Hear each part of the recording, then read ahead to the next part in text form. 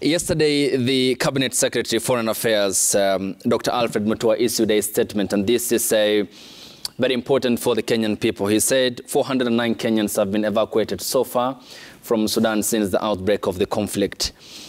And this, as according to a number by also the Diaspora Affairs Principal Secretary, Rosalind Jogo, there are 3,000 Kenyans in Sudan. That number accounts, therefore, only 13% of Kenyans who have been evacuated.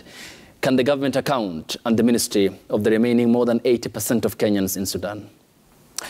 Thank you very much for that question. I think the first thing to be able to observe is that the work that has been done by my sister, Rosalind Jogo, especially in leading the coordination of evacuating Kenyans in Sudan, has been absolutely commendable.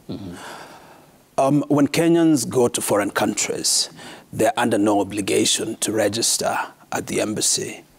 And when a situation like this arises, what happens is that the embassy and the government makes a call for Kenyans, to come and to take advantage of the facility that government has offered. When the war broke out in Sudan, that's exactly what happened. There was a call, and there was, a demand that Kenyans should be able to meet in certain places. The process initially was meant to be from Khartoum. We were supposed to fly them out from Khartoum. It became complicated because Khartoum had been quite bombed. And so some of our people moved to Port Sudan, and some of them actually went through the Ethiopian border and others through the South Sudan border. Those most in peril took advantage of the opportunity. And I have to say that, like you have said, we're talking about over 500 Kenyans now have been evacuated. In fact, more came yesterday, for example. So we have a stream coming through. We've set in place mechanisms and structures to facilitate their evacuation. But it's not just Kenyans that are taking advantage of our evacuation infrastructure. We have evacuated our neighbors, Burundi, some Rwandese. We had requests from South Africans, and more fundamentally, Ayub. Nairobi has hosted evacuees who are workers of the United Nations. Almost 800 of them, have landed in Nairobi.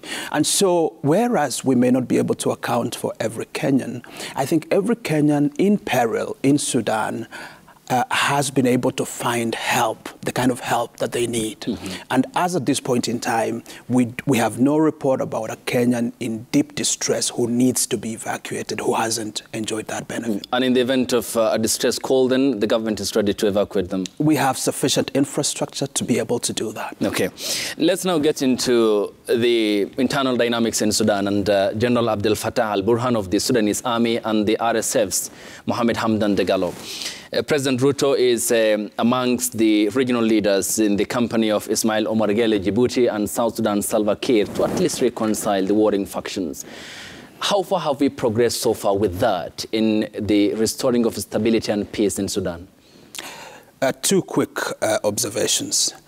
Number one, when again this conflict broke out, President Ruto, working very closely with the IGAD Secretariat, pushed for the holding of an extraordinary summit of heads of states of IGAD. And that summit, which met within 24 hours of the war breaking out, which in itself is unprecedented, took the decision that there had to be an immediate ceasefire and urged the parties to come back to the negotiating table. Secondly, it urged the parties to put in place measures to allow for evacuations, and to open up a humanitarian corridor. Three members of the heads of states summit were seized with a mandate of engaging the leadership, including the two generals. And of course, you have seen that there has been some ceasefire brokered partly by the US, brokered by the Saudis, but also more fundamentally with a lot of support from IGAD and from President Ruto. And the evacuations you have seen are a result of that process. But secondly, what President Ruto is engaged in is the process of dealing with two issues. Number one is bringing the civilian voices into the process, because what has taken place in Sudan is a failure of the democratic transition that had been put in place by Prime Minister Hamdok before he was pushed out. And so what Kenya's position is these negotiations need to take place not just between the generals, but in fact including, the civilians, so that we can ensure that the process or the outcome of this process yields an outcome that represents the best interest of the Sudanese people.